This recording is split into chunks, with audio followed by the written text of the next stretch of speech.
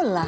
Mais uma vez aqui estamos com o nosso programa Os Gideões, convidando você a estudar conosco a Palavra de Deus, a ver o que o Senhor nos fala com relação a Israel, com relação à Igreja, com relação a Jesus. No programa de hoje temos um tema muito especial em relação a todo esse pacote sobre Israel que temos gravado nestes dias. Vamos conversar sobre o Messias sofredor e o livro de Isaías. Isto mesmo, Isaías e o Messias de Israel, o Messias sofredor. Deixe o seu coração aberto, pronto para ouvir a voz de Deus. O programa Os Gideões já começou.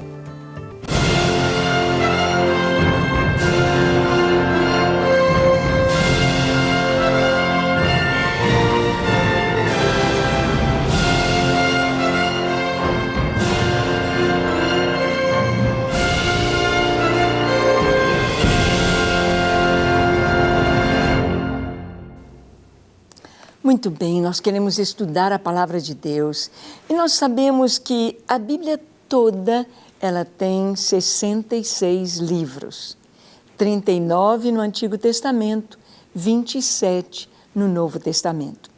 E quando olhamos o profeta Isaías, o livro de Isaías, que está bem depois dos livros proféticos, depois de Jó, Salmos, Provérbios, Eclesiastes, Cantares, nós temos ali o livro de Isaías, o primeiro dos profetas maiores. E é interessante perceber que Isaías tem 66 capítulos. Talvez você pergunte, e daí? O que isso tem a ver com o Messias, tem a ver com Cristo? Nós vamos ver que em cada capítulo do livro de Isaías, nós vamos ver uma revelação de Deus em Cristo. Mostrando Cristo, mostrando a solução para Israel, mostrando as profecias para Israel e para o mundo em Cristo, no Messias, em Jesus.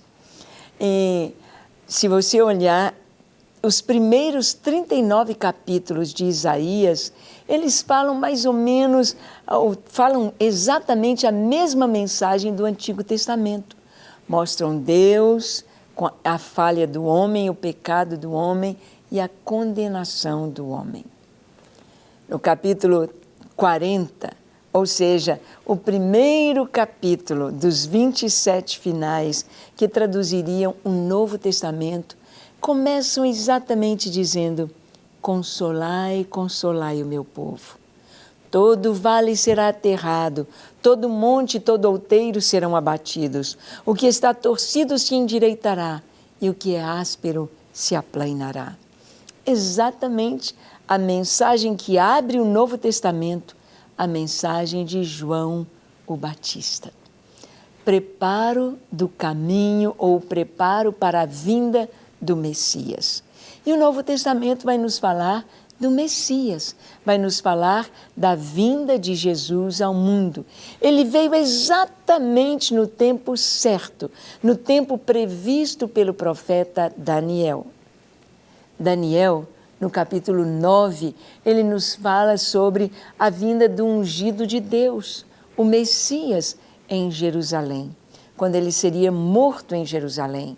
Ele traz a data de uma maneira muito clara, tanto que quando João Batista apareceu em Israel, pregando arrependimento, anunciando o reino de Deus, os fariseus, os estudiosos da Bíblia, foram a João Batista perguntar: tu és o Cristo? Tu és o Cristo? E ele disse: não, eu não sou o Cristo. Então por que você batiza? Ele disse: eu estou batizando com água, mas depois de mim, em seguida ao meu ministério, virá um que eu não sou digno de desatar a correia das suas sandálias. Não sou digno de ser o escravo dele. Ele vos batizará com o Espírito Santo e com fogo. Se eles perguntaram isso para João, é porque sabiam que aquele era o tempo em que o Messias viria. Aquele era o tempo prometido por Deus em que o Messias surgiria e estaria entre eles. Os anos se passaram, Jesus veio. Jesus foi logo depois de João. João, quando viu Jesus, ele apontou dizendo: eis o Cordeiro de Deus que tira o pecado do mundo. Mas ele foi rejeitado pelos seus. Eles não receberam o testemunho de João. Claro, não todos. Muitos seguiram Jesus. Grandes multidões o seguiam. Quando Jerusalém foi destruída, cerca de 60% de Jerusalém já era cristã e se espalharam pelo mundo todo. Mas os judeus, como nação, não aceitaram Jesus como seu Messias. Antes, o rejeitaram. E Jesus, ele veio, ele trouxe a palavra de Deus, ele manifestou a glória de Deus, de acordo com o que está registrado nas Escrituras no Antigo Testamento.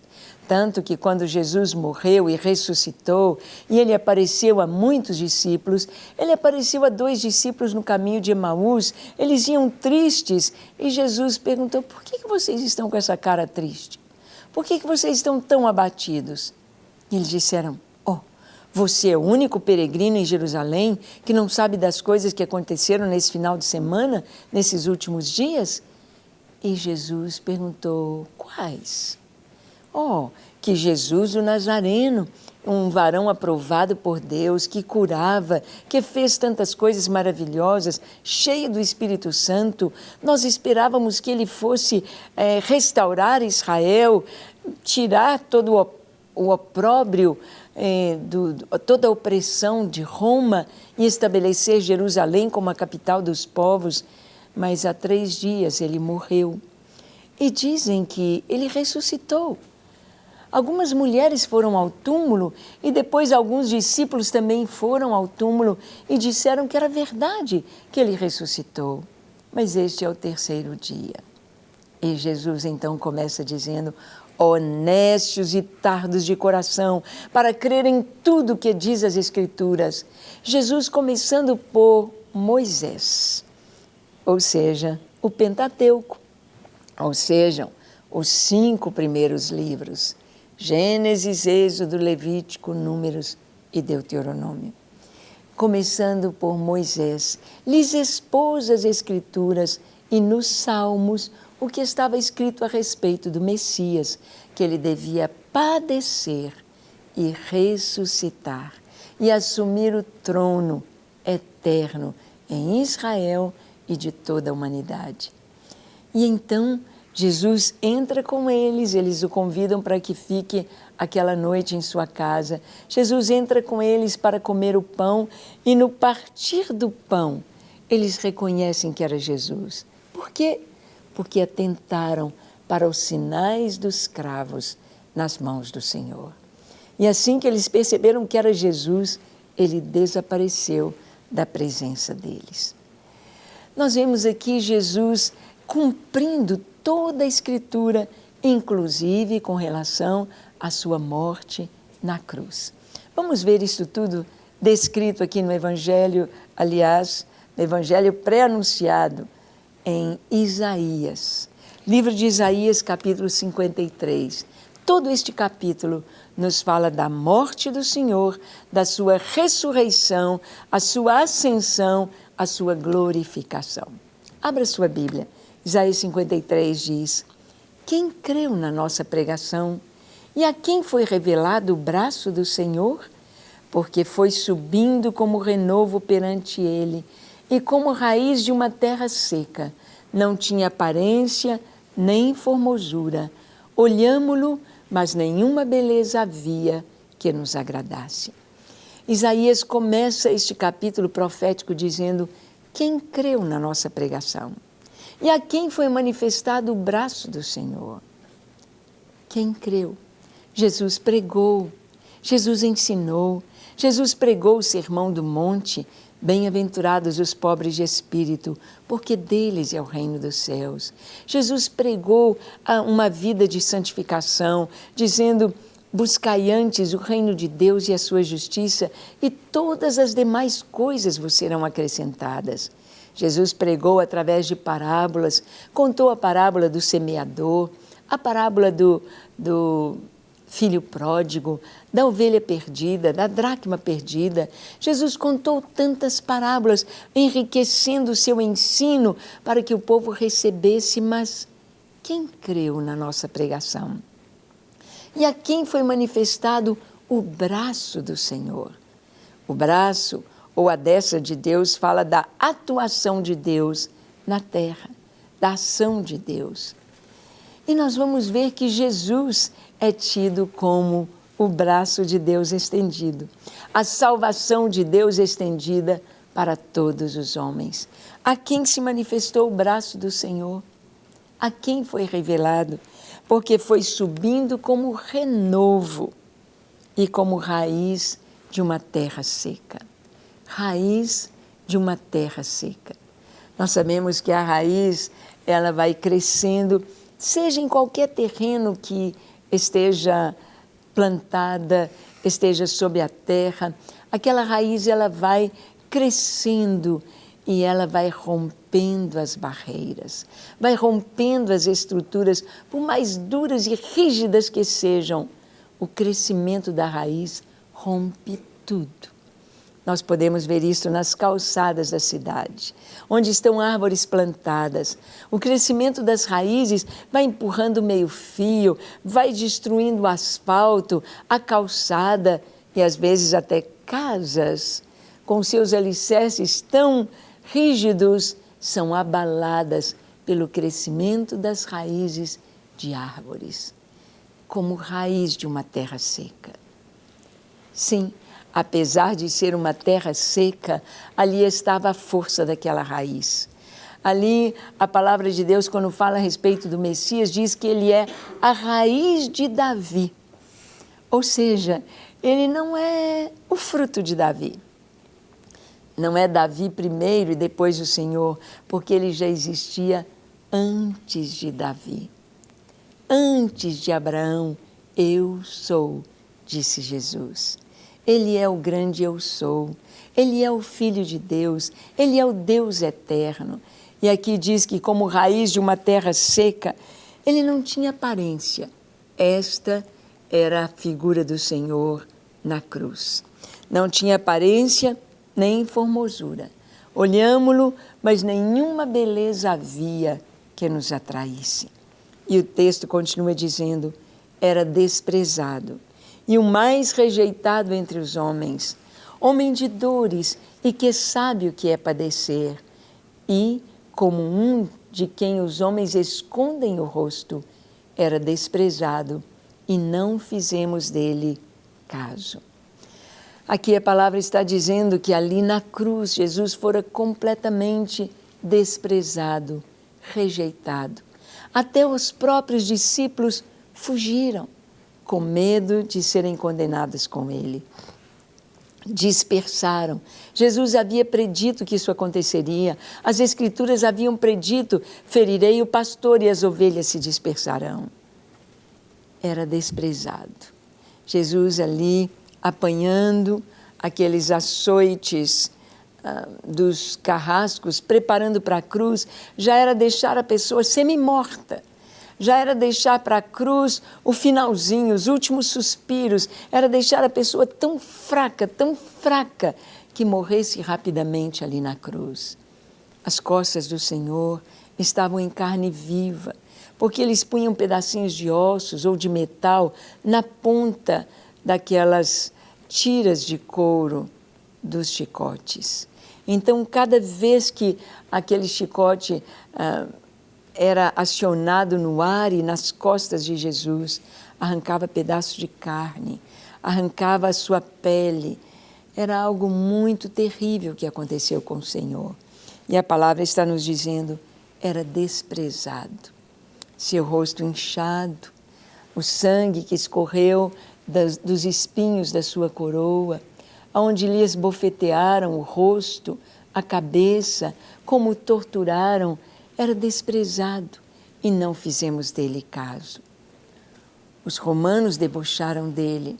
Os romanos colocaram um manto aparatoso no Senhor, colocaram uma coroa de espinhos sobre a sua cabeça, colocaram um cetro, uma cana em suas mãos e se ajoelhavam dizendo: salve, Rei dos Judeus.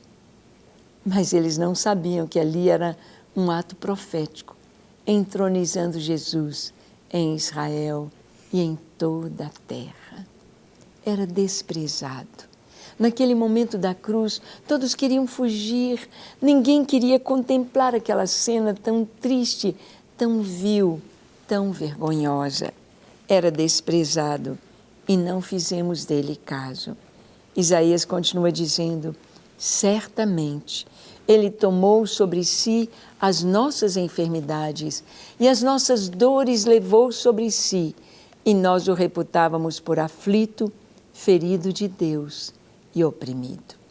Aqui, Isaías explica o porquê do seu sofrimento, o porquê Jesus teve de passar por tudo aquilo, o porquê das suas pisaduras, dos hematomas, das feridas. Por causa das nossas transgressões, ele foi ferido.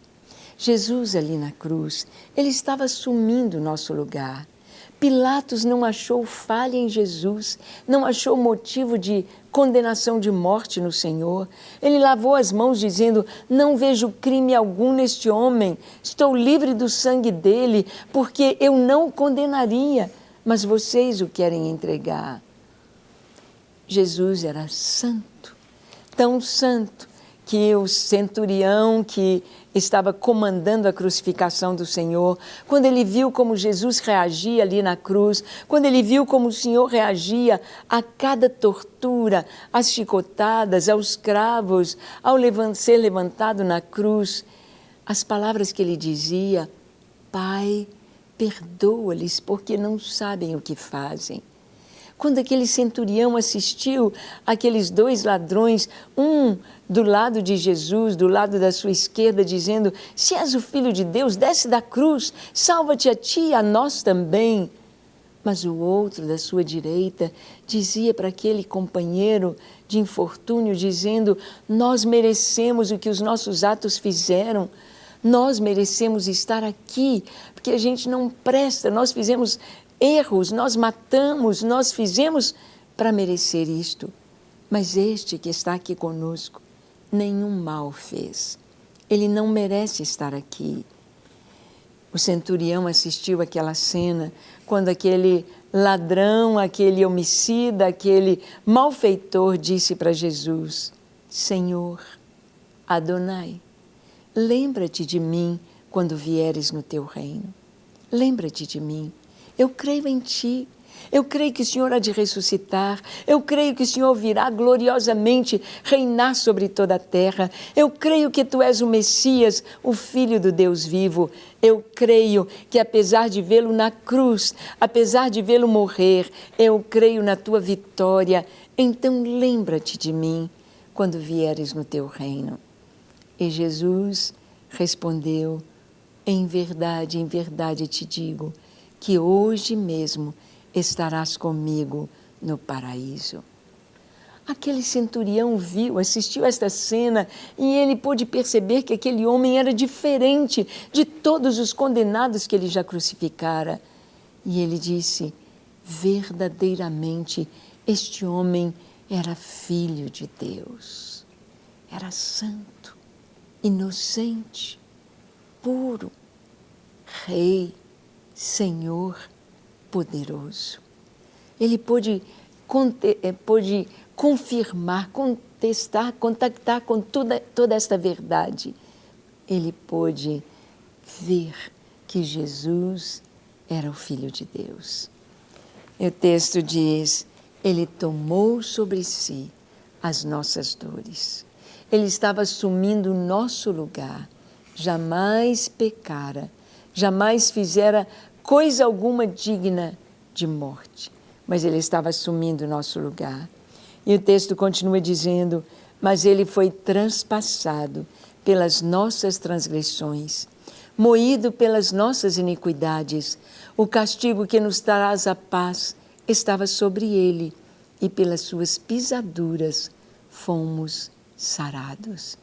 Ele foi traspassado. Traspassaram-lhe as mãos e os pés. Perfuraram o seu coração com a lança. Ele foi traspassado pelas nossas iniquidades, moído pelas nossas iniquidades, as nossas transgressões, e o castigo que nos traz a paz estava sobre ele. Paz só pode advir ao coração através do perdão. Você só pode ter paz se crê no Messias, o Filho de Deus, e recebe o perdão dos seus pecados. A paz vem pelo sangue derramado na cruz do Calvário, porque antes de Jesus eram bodes, eram ovelhas, eram novilhos sacrificados pelo pecado do povo, da nação, das pessoas individualmente. Mas agora, um único sacrifício, uma vez por todas e para sempre, e por toda a humanidade, e por todos os pecados de todos os homens. Jesus, ali na cruz, o castigo que nos traz a paz estava sobre ele, e pelas suas pisaduras fomos sarados. Jesus trouxe a maior de todas as bênçãos para o ser humano, a cura da alma, a paz, o perdão dos pecados. A cura física é algo tão menor diante da grandeza da cura interior. E o Senhor continua dizendo em Isaías: todos nós andávamos desgarrados como ovelhas, cada um se desviava pelo caminho, mas o Senhor fez cair sobre ele a iniquidade de nós todos. É isto aí. Todos desgarrados, cada um fazendo o que queria, cada um fazendo o que achava melhor, mas veio sobre ele o castigo, o que nos traz a paz, a condenação que estava sobre nós, veio sobre Jesus. E o texto diz ainda, ele foi oprimido e humilhado, mas não abriu a boca. Como cordeiro foi levado ao matadouro, e como ovelha muda perante os seus tosqueadores, ele não abriu a boca. Jesus não reclamou.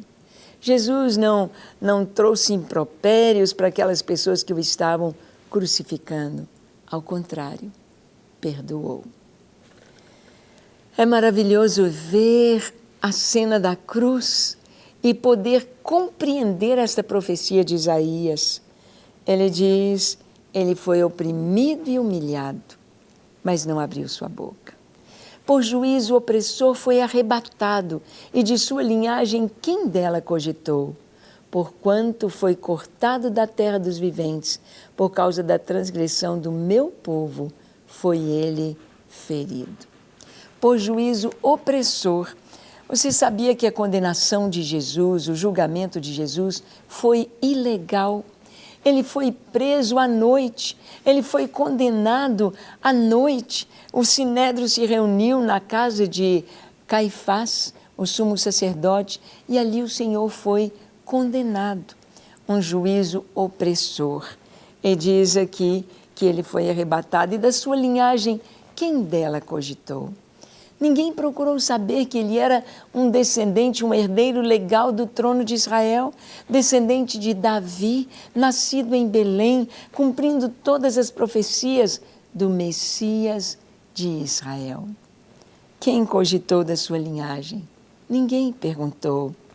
Porquanto foi cortado da terra dos viventes, por causa da transgressão do seu povo, foi ele ferido. E agora, falando sobre o sepultamento do Senhor, diz, designaram-lhe a sepultura com os perversos, mas com o rico esteve na sua morte, posto que nunca fez injustiça, nem dolo algum se achou na sua boca. A sepultura de Jesus seria uma vala comum ao lado da cruz, onde foram jogados os corpos daqueles dois ladrões. O corpo de Jesus seria julgado ali, e terra por cima. Mas designaram-lhe a sepultura entre os perversos, mas com o rico esteve na sua morte. Nós vemos que José de Arimateia, ele vai a Pilatos e pede o corpo de Jesus. José era um homem rico, era um empresário, ele tinha uma terra fora ali de Jerusalém, ali do lado daquele Monte Calvário. Ali ele tinha um horto, tinha um jardim, tinha um pomar e tinha um túmulo da fazenda, um jazigo perpétuo da família ali, um túmulo novo cavado na rocha, onde foi colocado Jesus. O túmulo está vazio. Você visita Israel, o túmulo está vazio. Os túmulos de Maomé, de Buda, de Confúcio, de tantos outros estão lá com seus restos mortais. Mas o túmulo de Jesus está vazio. Ele ressuscitou, como disse o anjo às mulheres que foram visitar. Por quê? Nunca fez injustiça, nem dolo algum se achou em sua boca. Por isto, ele esteve com o rico na sua morte. O túmulo de Jesus era novo, onde nunca a morte tinha entrado. Jesus, mesmo o seu corpo morto, não deveria ser contaminado. E dali ele ressurgiria, glorioso, para que o mundo soubesse da ressurreição do Senhor. Seguindo, diz: todavia ao Senhor agradou moê-lo, fazendo-o enfermar. Quando der ele a sua alma como oferta pelo pecado, verá a sua posteridade e prolongará os seus dias, e a vontade do Senhor prosperará nas suas mãos. Quando der ele a sua alma como oferta pelo pecado. Aqui na terra o Senhor tinha cumprido a sua missão. Ele foi até a cruz, foi até a morte, morte de cruz. Tombou a cabeça ao dizer: Pai, nas tuas mãos entrego o meu espírito. Mas a sua tarefa não estava terminada. Jesus vai até o reino dos mortos. Jesus desce ao Hades, toma as chaves da morte e do inferno das mãos de Satanás e ressuscita glorioso. Jesus operou sinais, maravilhas, viveu as profecias de maneira maravilhosa. Você conhece Jesus? Esse Jesus da Bíblia? Vamos orar? Feche seus olhos, curve a sua fronte. Diga comigo: Senhor, te entrego a minha vida e o meu coração. Perdoa os meus pecados e dá-me uma nova vida em Cristo Jesus. Eu me entrego a Ti para ser Teu hoje e para sempre. Recebe-me e transforma-me. Em nome de Jesus. Amém. Pai, que a Tua bênção seja sobre cada lar, sobre cada pessoa que nos assiste, trazendo transformação, vida e paz. Em nome de Jesus. Amém. Amém. Para receber todas as novidades do canal, inscreva-se e, se curtir o vídeo, clique em gostei. Aproveite para acompanhar a Rede Super nas redes sociais.